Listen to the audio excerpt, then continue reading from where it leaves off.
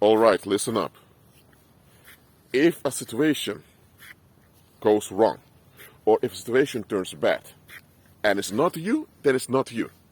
Look, just because you're present in a situation doesn't mean you contribute to the situation becoming bad. Okay? Let's say, for example, you're late for work, and because you're late for work, you rush into the office, you say hi, gentlemen to everyone, and you rush towards your office place. You don't, and there are people over there who expect you to say good morning, good afternoon. They expect you to give a warm greet towards them, but just say hi, and you moved on. Well, the context was you were late for work. You were in a traffic jam, okay? Your employer understands and thinks, don't worry about it. But those colleagues may feel hurt, they feel rejected, and because they are triggered now, emotional pain is triggered in them because they perceived you as neglecting them. They perceived you as looking down on them. They perceived you as not valuing them. None of that is true. That's their perception. And their perception does not add up because you do value them. Because you could all just rush into the office without saying anything. But even though you were late for work, you still greeted them and did your part. But because you didn't greet them the way they expected, according to them, you neglected them. According to them, you've hurt them. It's their perception that's wrong. And their wrong perception because of their wrong thinking. So it's their own wrong thinking that's been triggered. Now, in this case, it's not you. Absolutely not. So if they now develop a grudge towards you, they become bitter and resentful towards you, that's not on you. Okay, but just because it's not on you doesn't mean you don't have responsibility to deal with the situation properly. If you notice those colleagues are developing a grudge towards you, they treat you angry and all that, the moment you notice they begin to treat you in an angry way, you need to realize, something is off here. You need to begin to keep your distance. You need to pray, decree, declare, and do your spiritual stuff also against the negativity. And the moment you realize this is getting out of hand, you either report it or you just look for another job. Because, look, the situation was not you. You did not devalue anyone. You have obligations towards the community, absolutely, but they also have obligations towards you. You kept your obligation by saying hi to them, even though you were late for work. Okay? They, however, also have the obligation to understand the context that you were late for work, you were rushing, and you said hi briefly.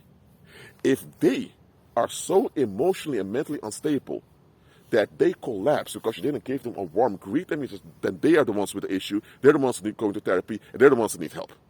But no, if they decide not to want to look themselves in the mirror, but to blame you, that's not you.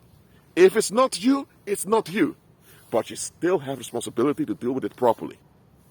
Because if those colleagues develop bitterness towards you, and one day they file a false police report about you, they set you up.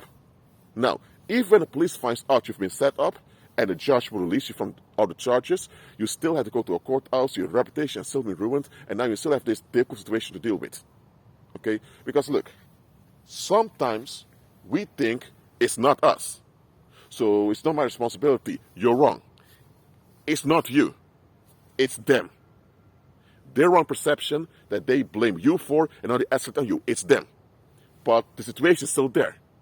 If you keep yourself in a situation, think it's not me, F you, the more you're around unaffected by their issues, the more they're going to get upset and the more likely it's going to explode, either on you directly, physically, or they're going to cause a whole scene. And when you are around and people are murmuring, complaining about you, others tend to join because others only hear the negative about you, so they're going to perceive you in a negative way. So if you stay in the situation will get worse towards you. So you leave the situation, and then, with a clear mind, you examine what you can do the best. During prayer and fasting, of course, you need to pray and fast. If you contributed to a bad situation, admit your contribution to yourself. Let's say you were at work and you felt tired, and your colleague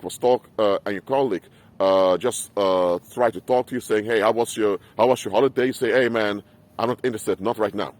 You just cut them off just like that. And other people look and think, "What the heck did you do?" Now, you didn't intend to shut him down. You just think, "Hey, I don't want it, just want to work." Later you realize you don't mean it.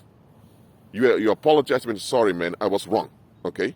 You just asked for my holiday. We all came for holiday. I'm sorry, I was a bit short words. You shouldn't have done that. You admit your part. If you notice, however, that the other individual is not interested in solutions and moving forward, then don't admit you're wrong.